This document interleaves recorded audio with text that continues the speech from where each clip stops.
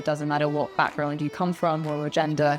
I didn't come from a rowing background or a sports background. And if I can do this, it shows that human beings are capable of so much more than we realize. I also had, interestingly, a bird that followed me most of the journey. So I saw a bird on day 7 or 8, and I saw it pretty much every single day for the next 40 days. I did see a fair few shipping containers and large cargo ship. I saw one sailboat, but I didn't see another human being for the entire journey.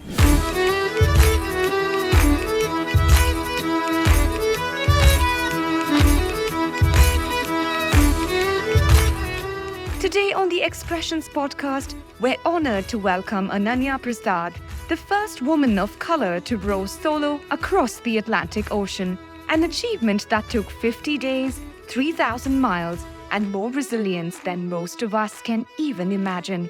It's about mental strength, representation, and turning pain into purpose. From breaking barriers in the world of ocean rowing to raising her voice for mental health and equity, she's rewriting what's possible for women of color everywhere.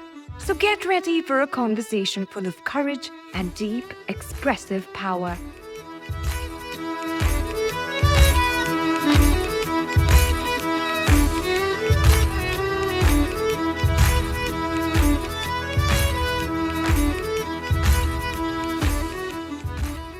Ananya Prasad, thank you for being here. Welcome to the show. Thank you so much for having me. How are you really doing? I'm doing very well, thank you. It's been 6 weeks now, just over, since I finished the row. So it's been great just recuperating and meeting family and friends. So what does Odysseus mean to you? And do you feel an inseparable bond? When we do this, it's part of an organized event. And even if you're a solo rower, you have to have a team name. So my team name was called Atlantic Odyssey, based off Homer's the Odyssey, the Greek story. Yes.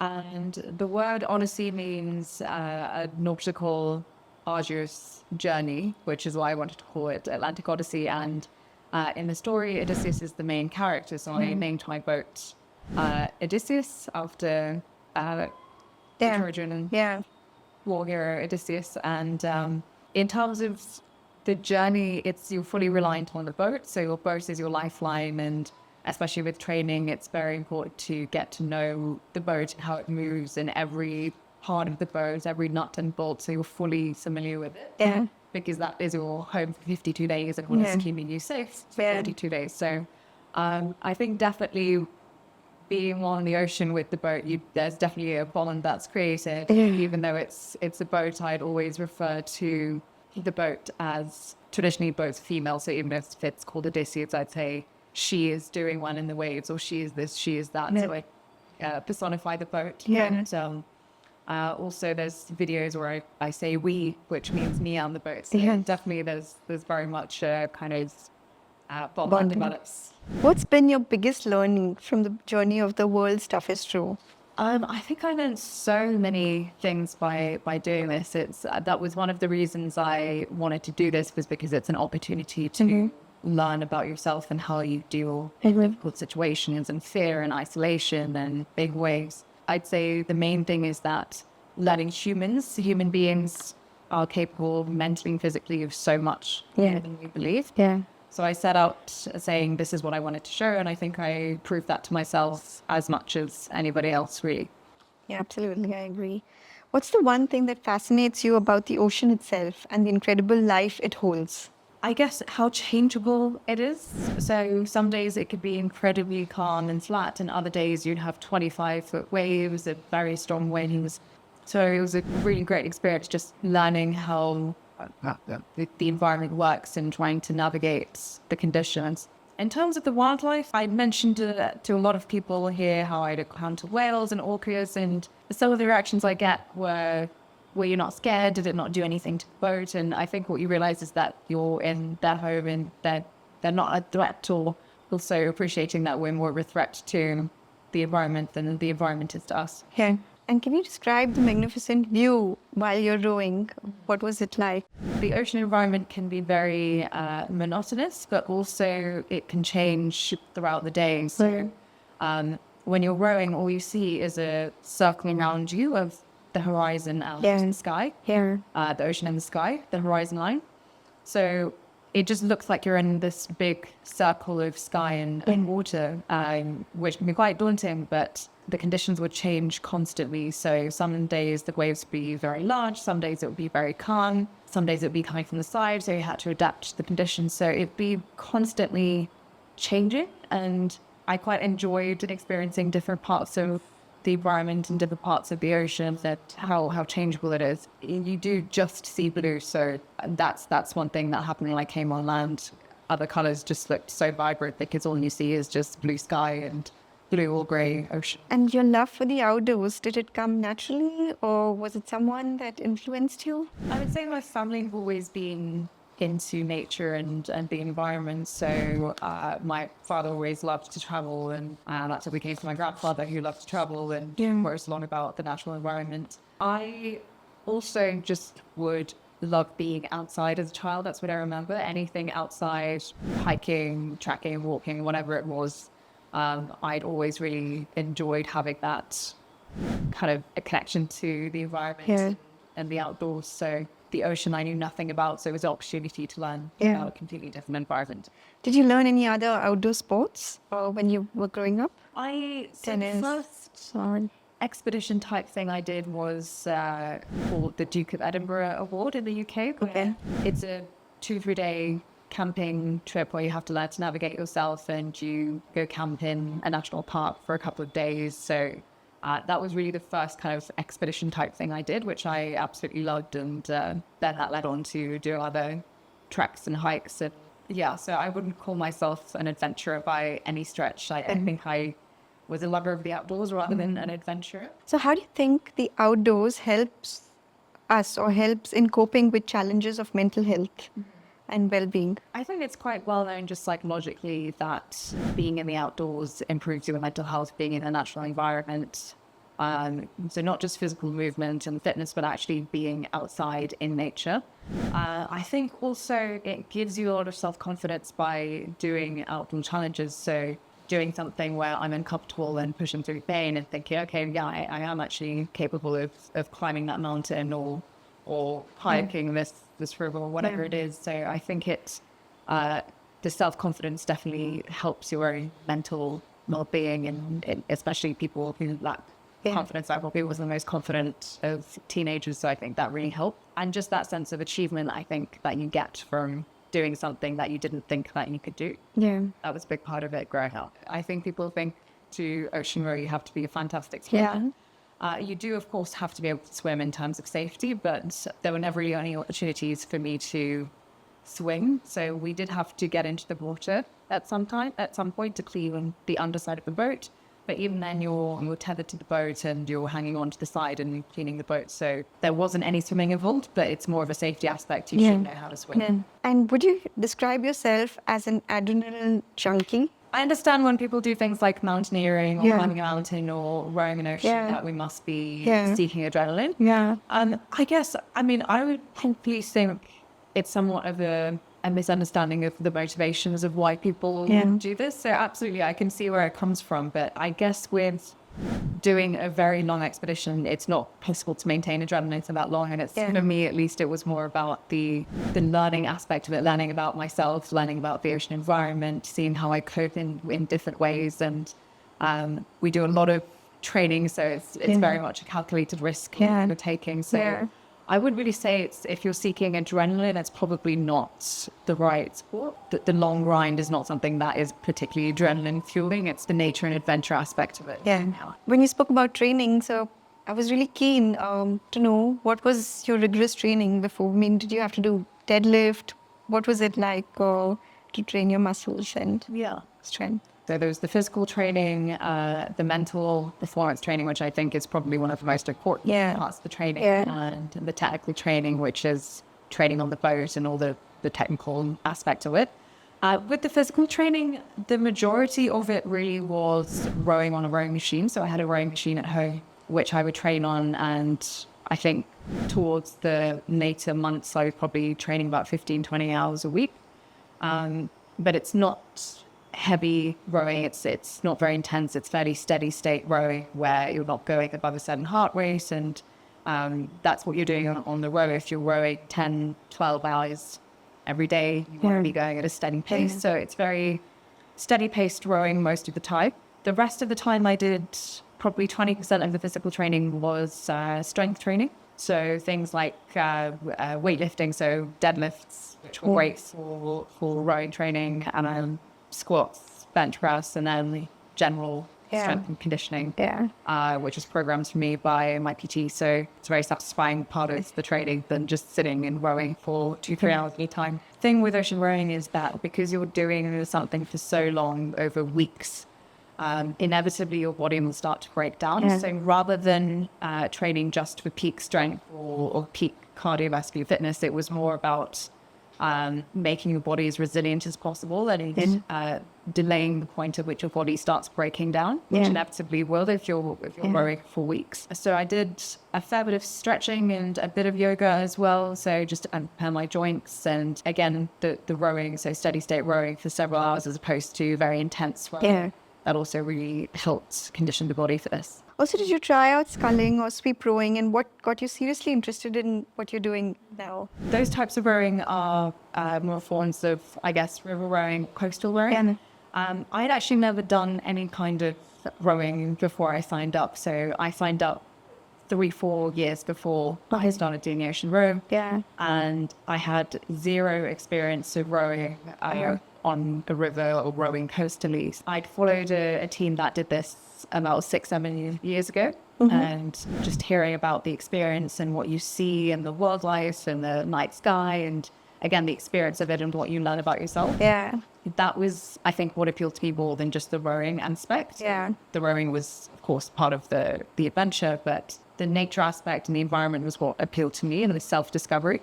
So I learned to row once I signed up on a rowing machine, and then did shorter ocean rows with people, so just around coastal UK. So that's how I trained. But I've still not really done any river rowing yet. So what did you learn about yourself on the boat? I think what I mean by self-discovery is that generally speaking on a regular basis, especially in the West, this isn't the case for everyone, we're never really in situations where we're facing abject fear or isolation for an extended period of time, and no matter how much you train yourself mentally for it, you never know how you're going to cope in those situations.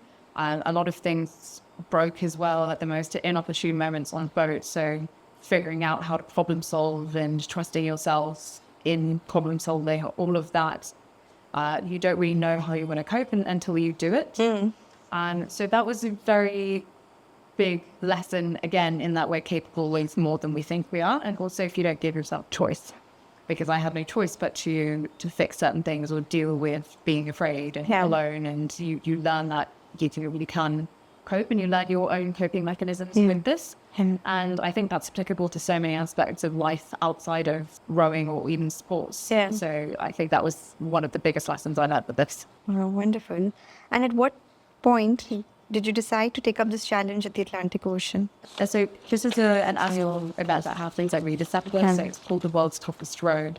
And the Atlantic one happens in December. So I followed this since the 2018 event, hearing more about the event in 2021, and I signed up to do this in 2024.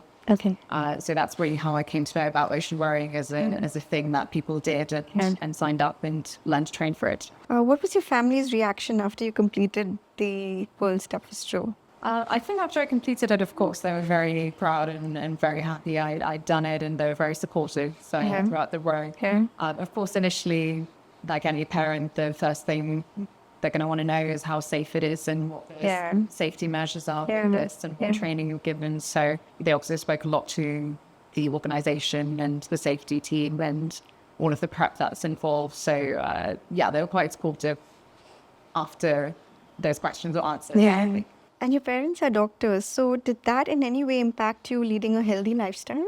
The first 18 years of my life, the table conversation at dinner was generally medical, because they talk about their day and what happened. So I guess you do pick up a few things, but maybe I guess it's just having a respect for the medical field and in science really, and being able to critically think. That's probably what I got most from that, aside from any kind of medical information. It's just that ability to look at something and critically think, okay, how does this work? And if this is a problem, how do you solve that? So, yeah. And any fond memories of your grandfather, G.S. Shivarudrappa, who was an advocate for secularism and justice? So did you speak to him about your outdoor life in the UK? I don't think we really spoke directly about it, but a lot of his works and his poetry are about travel and the natural environment. A lot of his themes and metaphors are around the natural environment. So I think probably that's where my dad got his love of traveling in nature from, and me as well. So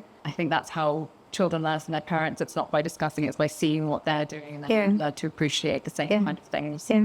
Did you have a chance to visit the Mysore University or spend some time with your grandfather there? By the time I think I was old enough, he was retired at that point. So unfortunately, I didn't. But I used to visit my grandparents quite often, even after we did move to the UK. So every 1 or 2 years, we come back to India. So we didn't visit the university itself on behalf of my grandfather, but no, I remember he used to speak quite a lot about his academic work and his poetry as well. Yeah. And how do you push yourself from the comfort zone? What kept you going? Something that's really important that a lot of people lose nowadays is being too afraid to fail. So not having that fear of failure. And I say this as someone who is not perfect and have failed at many things, I'm sure, that I've attempted. So it's that idea that if I do something, I have to succeed at it. And that limits us from doing things that perhaps we can do, but we're too afraid to push ourselves out of the comfort zone. So that internal pressure and that idea that I shouldn't be seen to do bad or fail is really limiting sometimes. So that I think is quite important with anything that you try in any field, just having that mentality of, I'm going to give it a go. And it doesn't matter if it doesn't work out, but at least I have given it a go. There is value in the trying, not just succeeding. It's the journey rather than the end destination. So do things out of your comfort zone and not being afraid to fail. So before asking you about your incredible journey at the world's toughest stroke competition, tell us how you really trained for it, like even the technical skills that you had to learn.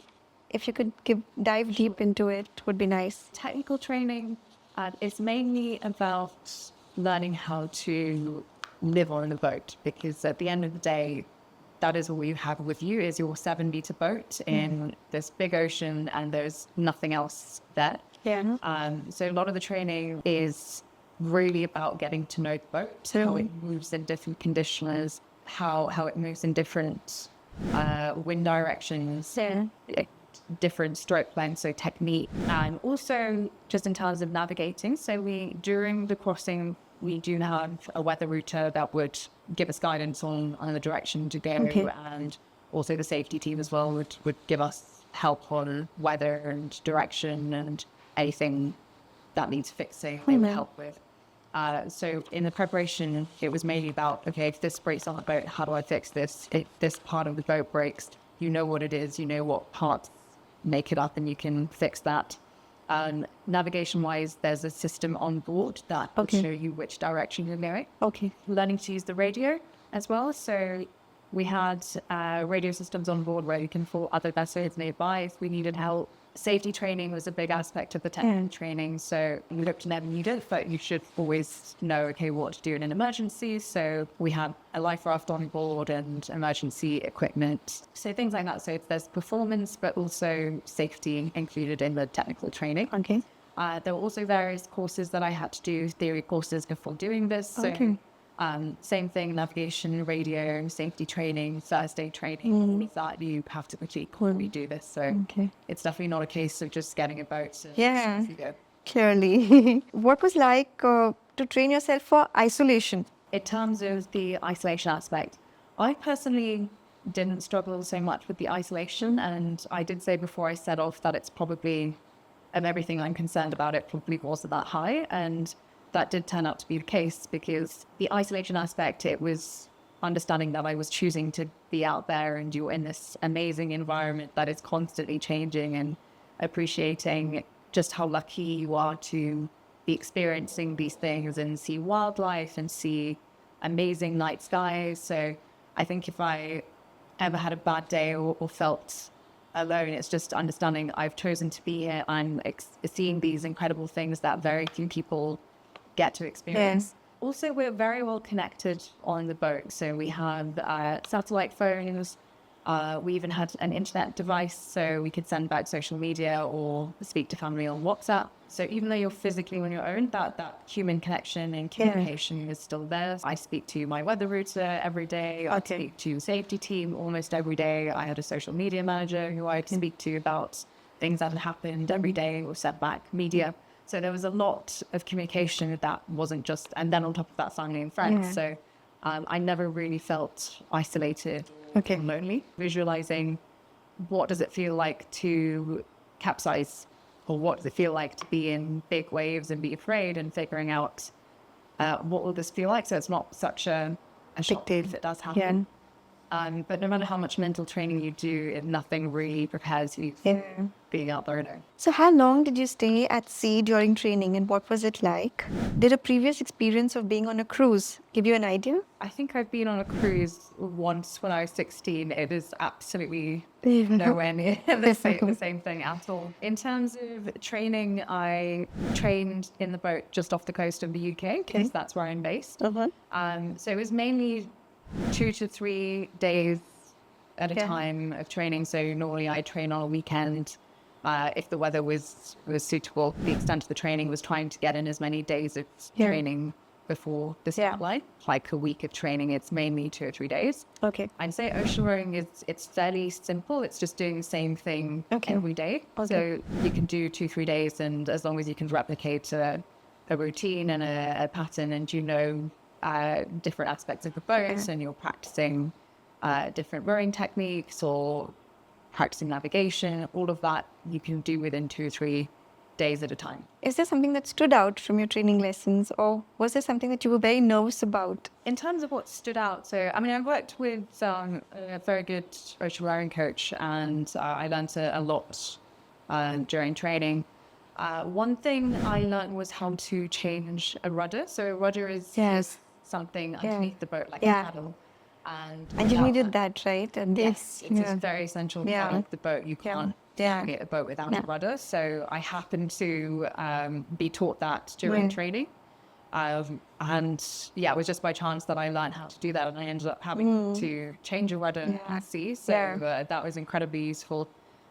In terms of nerves, definitely, I think I was very, very nervous. The unknown is one of the most challenging things about this. No matter how much you train, you still don't know what it's going to be like until you've done it. So definitely there were a lot of nerves before I set off. In some respects, it's very easy to overthink certain things, and you just have to remind yourself, no, I've done the training, I know what I'm doing. And you also meet other teams who seem very well prepared and very fit, and you think, oh my gosh, okay, am I really going to do this, when they look so much more prepared? And you start overthinking everything. And at the end of the day, you have to trust yourself and trust the training that you've done. And and also accept that you're not going to know everything and be 100% ready. And tell us about the incident where you dived into deep waters to overcome your fear. When the boat is on the water, every 7 to 10 days, it starts picking up barnacles. So it creates drag under the boat. So barnacles are like muscles. It creates drag because then the underside of the boat is not smooth anymore. So every 10 days or so, I had to go into the water to clean the hull. And a lot of people don't really know this, but I actually do have a bit of a fear of deep water. So it's fine if I was on the boat, but going into the water and just seeing 5 kilometers of nothing. That was quite daunting, and just being in there alone and jumping off your boat, which is your lifeline out there, that was quite intimidating. We were always tied to the boats, so it was safe to do, but just psychologically, it was a really daunting thing. Just personally for me, I found that one of the most challenging. Psychologically, it was a big hurdle. In the actual race, did you ever feel like just dropping the oars and quitting at any point? So interestingly, I never once really thought about quitting. I, of course, had many tough days and days where you doubt yourself and think, oh my goodness, what have I gotten myself into? So I definitely had those kinds of days, especially the first 2 weeks, which were the hardest. But I don't think at any point I thought about quitting. And one thing I think that really helped was having good reasons for why you're doing this. So if you're having a bad day, understanding what are my goals in doing this, what am I hoping to achieve. So for me, I'd said before doing this, I'd be the first woman of color and the first Indian woman to do this.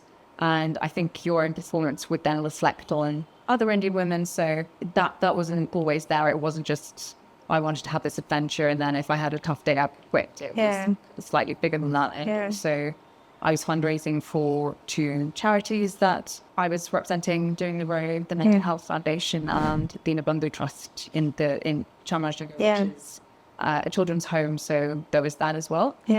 So I think the tough days, that really helped having a goal outside of yourself, and again, just appreciating being out there. So I wanted to have a UK-based charity and a local charity.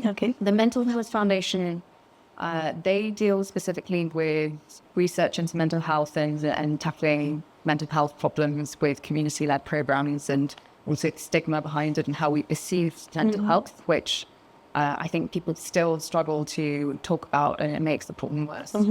So especially since COVID, and especially among the youth, it's an increasing problem. So it was something that I wanted to fundraise for and raise awareness for. The Dinabandhu Trust was a charity that was founded by my uncle in Chamarajanagar, so just outside of Mysore, about 30 years ago. And it's a school and a children's home. And I try and visit Dinabandhu when I do come to India, and it's really great to see the children who've come from Dinabandhu who are now doing really valuable things. So they're nurses or engineers or social workers, and they came from a very underprivileged background. So that's directly as a result of the school. So I really wanted to raise some funds for them as well, because they're doing incredible work. So when you're alone and nobody to talk to, what do you do? Do you sing? Do you talk to yourself? And definitely I had a lot of podcasts, a lot of audiobooks and music that I downloaded. So I'd listen to that if I needed to stay awake or needed something to keep me entertained. I also had, interestingly, a bird that followed me most of the journey. So I saw a bird on day 7 or 8, and I saw it pretty much every single day for the next 40 days. How fascinating, Yeah, and I never saw it once land on the boat or anything. I don't know where it went or how it sustained itself. It was called a storm petrel, which I named Penny the Petrel. So I'd see Penny every single day. So yeah, that was quite comforting to have. So I wouldn't really talk to the bird, but it would be nice to have a sort of companion. And you mentioned that you heard a lot of podcasts. Is there any interesting podcast that you would recommend? In terms of audiobooks, I listen to a fair bit of other adventure stories.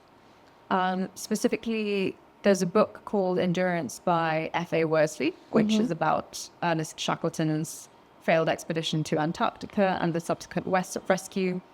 If I was ever having a tough time, I'd think, okay, it was nowhere near as bad as what they went through, because they really went through a lot. This was in the 1910s.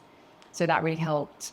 Other books about the human capacity for survival. So there's one called Touching the Void by Joe Simpson about a climbing accident where he had to get himself down after breaking his leg. So that really helped. And you do think, okay, right, if he can get through that, I can get through this. And just to clarify, how long did you have to row in the oceans when you were doing this? And did you take break? What was it like? Sure. So in terms of routine, the first 3-4 days were quite tough just because of the conditions. So really you have to adapt to what the conditions are doing. So the first 3-4 days I was rowing quite a lot. So 16, 17 hours. Firstly, because it's a start and you're well rested, but also we really had to get away from the islands because there was going to be wind coming from the south that would push us back. So the advice was to row as much as we can as south as possible. After that, when the wind was kind of a bit more steady, if the wind is behind you, you can get into a bit of a routine. So I'd row probably in 3-hour stints with a break in between to have food or take rest. And then I'd sleep about 5 or 6 hours on average, I'd say. So it really depended on the conditions. Okay. And if it was coming from the side and you weren't making a lot of progress, you had to worry a little bit more. If the wind was behind you, then you could afford to take a bit more rest and recuperate for when the conditions were not as great again. So it's just being adaptable. But on average, I would say I was rowing at least 10, 12 hours a day. So besides the emergency yacht, how often did you get to see any of your competitors? So we didn't actually have an emergency yacht. So you don't actually see anyone out there unless it's another sailboat or ship that happens to be in the Atlantic. So we're only given support through the radio. Yeah. So we can call for help if we need, but there's not a boat that's following you. So I didn't really see any competitors after the first day because even though we were doing the same route, everyone has different speeds and it's big ocean, so everyone ends up spreading out. So unless someone is within 2-3 miles of you, you won't see anyone really, especially small ocean, right? But I did see a fair few shipping containers and large cargo ship. I saw one sailboat, but I didn't see another human being for the entire journey. And did your boat require regular maintenance? How did you know when to slow down, when to pick up the pace? Between probably week 1 and 2, there was a period where something broke every single day. Something would go, small or large, something would break. So I broke 2 of my oars. I broke part of my antenna for communication, which still worked, but that broke. Very small bits and pieces broke or bent. The environment will degrade things on the boat. So that required a lot of maintenance, but also a lot of fixing things, a lot of DIY, which you have to be quite creative with because you can only use what is on the boat. And things break in ways that maybe you don't anticipate or have trained for. So there's a lot of on-the-ball problem solving involved in this. In terms of, I guess, slowing down or going fast, you're pretty much at the mercy of the weather. So sometimes if it was really calm conditions, you'd have to row a little bit harder. If there was a fair bit of wind behind you, you could afford to take a little bit more rest. So again, it's just adapting to the weather. Yeah. And how did you deal with headwinds? Are they unpredictable out in the ocean? I think this year specifically was quite unpredictable with weather. So generally when this event happens, you'll have years where you have a particular weather pattern. I think this year, from what I hear, it was quite difficult to predict. We had weather changing almost by the few hours. So in the morning, there'll be wind coming from one direction, and by the afternoon, it would have changed to a completely different direction. So that was definitely quite challenging managing that. But again, we do have weather routers who will predict what the weather is doing and navigate you accordingly, and safety tuners so helped with that because it would change so frequently that you'd have to kind of check every 3 or 4 hours what the weather was doing. So that was quite challenging, but they're all incredibly helpful and to know what they're doing, and they'd help route the course. And did you get enough nutrition at the sea? So on the boat, of course, you don't have a fridge, and we can only take things that will last for weeks at a time. So the main food consisted of dehydrated ration hacks. So it's quite nutritious food. So things like pasta, rice, various dishes. There was even Chinese food. All of that is dehydrated and put into packets for about 1,000 calories, and we'd hydrate them with boiled water. So there was a machine that made seawater into drinking water. So you don't take water for the journey necessarily. There's a machine that makes the water. So we boil that, put it into the packets, and that would make a fairly nutritious meal. And I'd had to eat about 10,000 calories every day to maintain my energy. So rowing in the sun and you're not necessarily feeling very hungry, having to force yourself to eat a certain amount is not as easy as you'd expect. I also took a lot of snacks, so things like biscuits and crackers, especially for the first few days when I was feeling quite seasick. Like quite a lot of just plain salt crackers. Had quite a large variety of snacks, but also the dehydrated food made up the majority of our food. While you were rowing, your boat did suffer a damage. And do you want to walk us through that? How? Sure. Yeah. So again, so many things broke and sometimes at the most inopportune moments. So being in the water in those conditions can be quite dangerous. Yeah. Especially if the boat's moving and you hit your head on the boat, which is moving in the waves. Yeah. That's quite dangerous if you're alone. So that was definitely quite a daunting task, on top of the fact that I wasn't comfortable in the water. Mm-hmm. So to change that, I had to go into the water, take out the broken part, and we thankfully keep the spare part, spare rudder, and fit that in.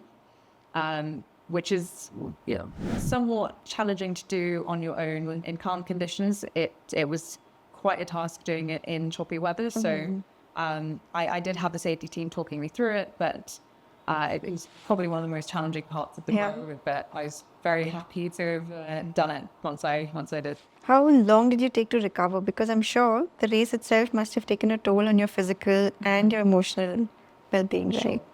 So thankfully, I don't think I was terrible after I came back. I was able to do daily things. So I was able to walk short distances, but I was able to generally maintain myself. Yeah. So even when your muscles recover, even a few weeks after I finished, I'd just randomly, just washing my hands, get pain in my finger joints, or I'd wake up in the middle of the night and my elbow would be very stiff. So it was mainly problems to do with joints, I think. But other than that, physically, I did recover. I slept a lot, of course. You finish in Antigua in the Caribbean, which is a beautiful Caribbean island. So I spent the first 3-4 days just with family and friends on a beach, not doing much and eating a lot. Eating a lot of fresh food and fresh fruit and vegetables.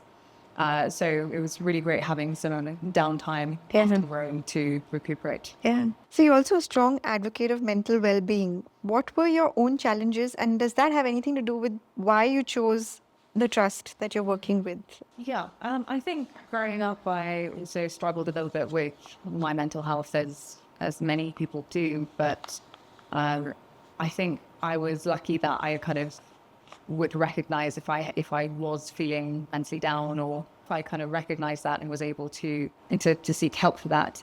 And I think what really struck me was thinking that there are people who don't really understand what they're going through, or feel like it is only them that feels this way and don't talk about it, which makes the problem so much worse. So, and also just my experiences with being in the outdoors that always improved my own well-being and my own mood. So that definitely was the reason I chose the Mental Health Foundation, just my own experiences with it, but also just friends and family and how prevalent it is, and just how stigmatized it is, even though so many people struggle with mental health. And there is a stigma with mental health that is not there in physical health.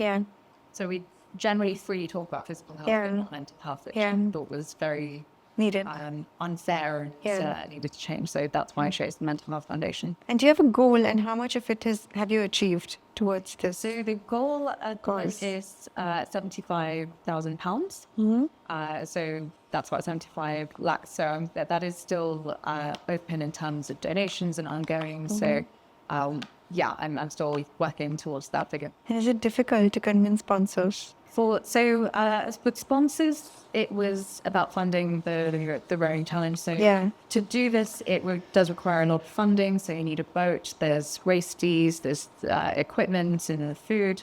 So it requires the support of sponsors and corporations. So there were companies that kind of aligned with what I wanted to do. So part of the reason for doing this was to show that women, especially, and Indian women, were capable of doing things that are maybe a bit different, or that we don't do. So one of the sponsors was C. Krishna Jetty. They do a lot anyway to support women in various fields and education of young girls. So it really aligned with their goals as well. So it was really grateful to have them as a sponsor. But how did that happen? Did they have a brief for you, or what was the story behind this? So they're actually, it's also been quite nice to have the kind of familial connections. So, I mean, my grandmother, I think she purchase jewelry for my aunt, and my aunt, her first piece of jewelry was from Cuisine. So it's nice to have that personal connection that we were also clients of theirs and to then help them as a sponsor. And there's some fun questions that I want to ask you now. Do you have a favorite South Indian dish? Any favorites like MTR, CTR, Vidyarthi Bhavan? Oh my gosh, I'm a massive foodie, so I have a huge list of things that I have here. I really like chaat. Yeah. That is something I have quite regularly when I come here. Yeah. A lot of vadas, vada sambar is something that you don't really necessarily get regularly in the UK. So I've still not been to Rameshwaram Cafe. I think it's very good, so that's my next trip, I'm sure. Okay. And what else? Indian sweets that you don't get, so specifically Bangalore or Karnataka-based sweets like halwa and kajaya, which was my grandmother's favorite. Yeah. I'd have that. So is there a film that inspired you? I'd say a lot of, especially outdoor films, are based probably on certain books. I don't think there's a particular film, but definitely there's so many stories I hear of people doing incredible things outdoors or otherwise. So I think it's, like Fillmore book, it's the stories of people doing these different and incredible things that you do. How did you make time for practice in between your academics for rowing, or was it after the academics? At that university, it's you have a lot more flexibility, I guess, than if you're doing a full-time job. So I'm amazed that people have full-time jobs and do this solo as well, because there is a lot to balance and do along with whatever you're doing in your career. So, I mean, you have a rower, you said, at home. So is that the best form of cardio, according to you? I don't know if it's the best form of cardio, but definitely it's very full body. Yeah. I think a lot of people think it's very much upper body. Yeah. It's a lot of it is actually full body and lower body and core. Correct. So I enjoy rowing as a thing to do in the gym, definitely, but it's very much full body, I'd say. I wouldn't know if it's the best cardiovascular exercise, but definitely a very full-rounded thing to do. It uses various muscle groups. So. Yeah. So what were 3 things that you can't do without on land, but had to give up to keep up your boat life? I really missed a shower, but I mean, I was able to have a bath with the fresh water. I really missed fresh food, so anything fresh and anything cold. So lots of fruits, lots of vegetables I really missed. I also very much missed being cold. So generally I'm not someone that does well in extreme cold, but because it was so hot and you don't have a fridge and you don't have ice, so I really missed cold water. Yeah. If there was one person you could take along on your voyage, who would that be? Probably someone who's really good at keeping up the morale if you're having a bad day. Potentially my coach, or maybe my niece, actually. She's 20 years old and always bubbly and happy, and sounds like good fun to have on a row. So she's always very upbeat and has a very positive attitude. So I think she'd be quite good to have on a row just to keep up the morale when you're having a bad day. Sounds good.